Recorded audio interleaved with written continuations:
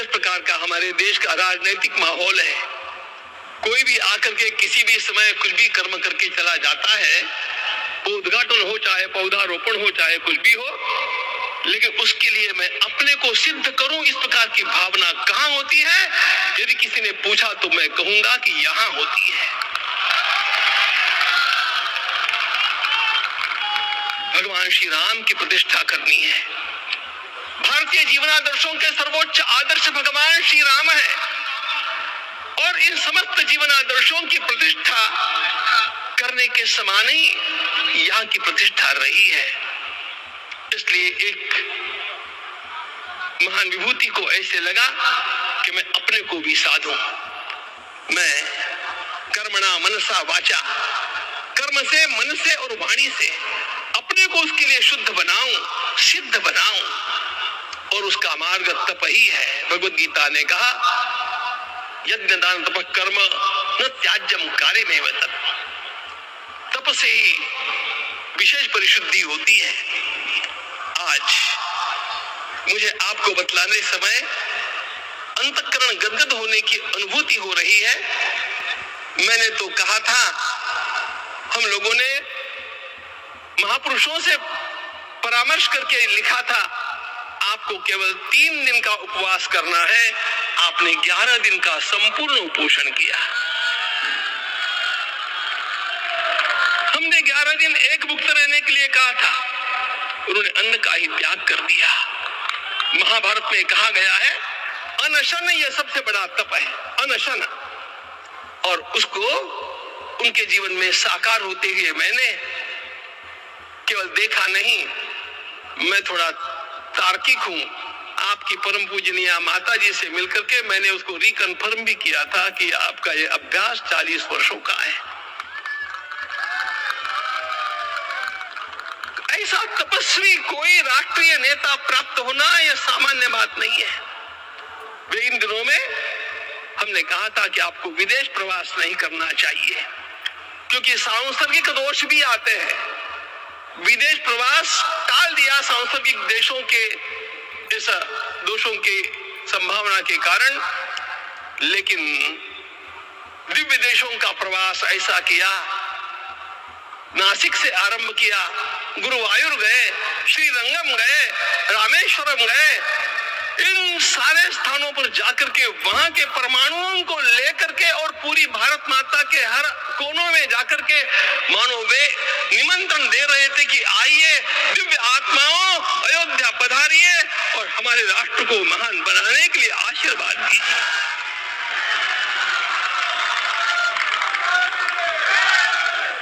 हमने केवल कहा था 3 दिनों तक आपको भूमि शयन करना चाहिए। 11 दिनों से आप भूमि शयन कर रहे हैं। इस कड़कड़ाती ठंड में इस प्रकार का शयन कर, मैं जब भी उनसे मिलता था वे कहते थे तपश्चर। आज तप की कमी हो गई है और उस तप को हमने साकार आप में देखा।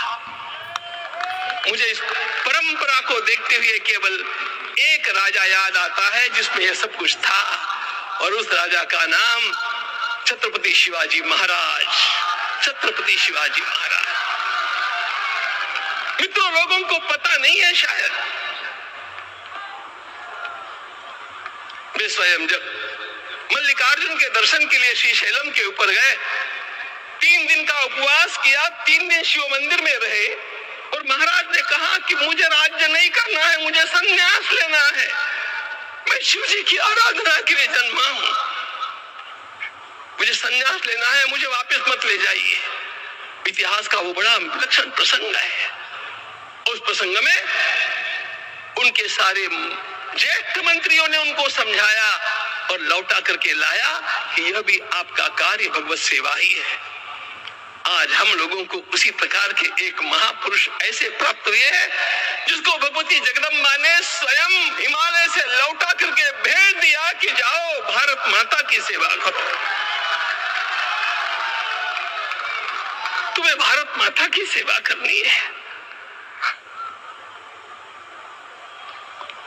मैं अपने को कभी श्रद्धा रखने के बारे में भावुक नहीं पाता हूं, लेकिन कुछ स्थान ऐसे होते हैं जहां पर आदर के साथ अपना मस्तक अपने आप झुक जाता है, ऐसा एक स्थान हम लोगों को उच्च पदस्थ इस राजर्षि ने जब दिखाया तो मुझे छत्रपति शिवाजी महाराज के गुरु समर्थ रामदास स्वामी महाराज की याद आ गई।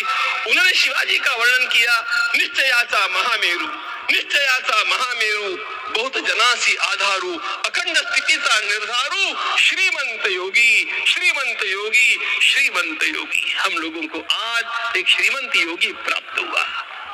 आज मैं यहाँ पर केवल इसलिए खड़ा हूँ कि इतने तपस्या के पश्चात इन सारे महात्माओं की अनुमति लेकर के और उनके आशीर्वाद लेकर के उनका यह तप पूर्ण करने के लिए, उसकी सांगता के लिए उनको चरणामृत दिया जा रहा है।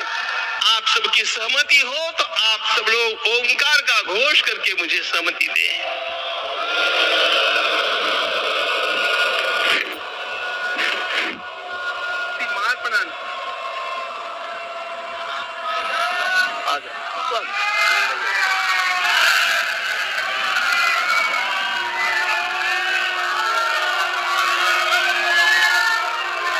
अपना उपवास पूर्ण कर रहे हैं माननीय प्रधानमंत्री जी। 11 दिवसीय उपवास को वो पूर्ण कर रहे हैं।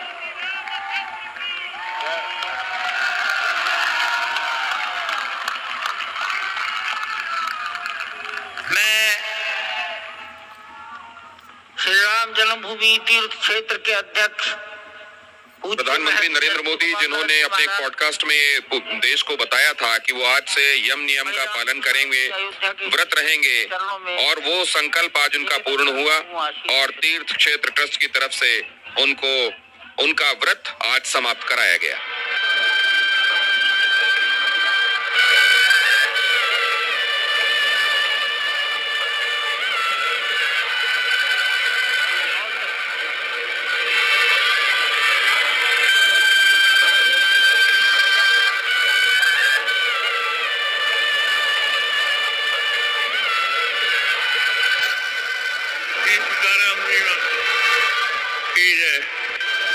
बड़े सौभाग्य की बात है, भगवान राम की पावन जन्मभूमि पर भगवान का महोत्सव हो रहा है। इससे बढ़कर के और क्या बात हो सकती है। वास्तव में भगवान की लीला ऐसी है, इसका वर्णन नहीं किया जा सकता है। इसलिए हम लोग सभी लोग भगवान राम की पावन जन्मभूमि पर हृदय से अपना स्नेह, अपनी श्रद्धा समर्पित करते हैं। माननीय मुख्यमंत्री योगी आदित्यनाथ जी महाराज,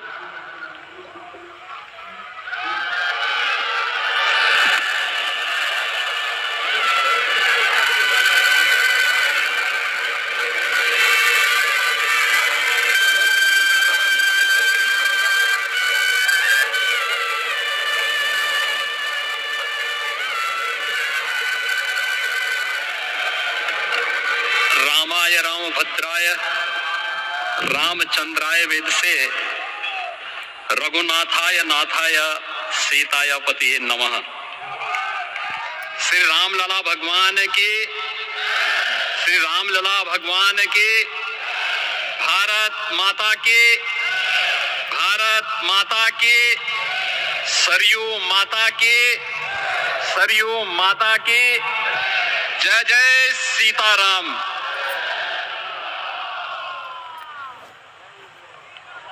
रामोत्सव के आज के इस कार्यक्रम के मुख्य अतिथि दुनिया के सबसे लोकप्रिय राजनेता, भारत के माननीय प्रधानमंत्री आदरणीय श्री नरेंद्र मोदी जी, माननीय राज्यपाल श्रीमती आनंदीबेन पटेल जी, श्री राम जन्मभूमि तीर्थ क्षेत्र न्यास के अध्यक्ष पूज्य महंत नृत्य गोपाल दास जी, श्री राम जन्मभूमि तीर्थ क्षेत्र न्यास के कोषाध्यक्ष पूज्य स्वामी गोविंद देव गिरी जी, महासचिव सम्मान्य श्री चंपत राय जी, देश के कोने कोने से यहां पर पधारे पूज्य संतजन, अपने अपने क्षेत्र के नेतृत्व देने वाले सभी उपस्थित महानुभाव, रामोत्सव के इस पावन पर्व के अवसर पर आदरणीय प्रधानमंत्री जी का मैं आप सबकी ओर से हृदय से स्वागत करता हूं, अभिनंदन करता हूं। इस अवसर पर पधारे राष्ट्रीय स्वयंसेवक संघ के सरसंघ चालक आदरणीय डॉक्टर मोहन भागवत जी का,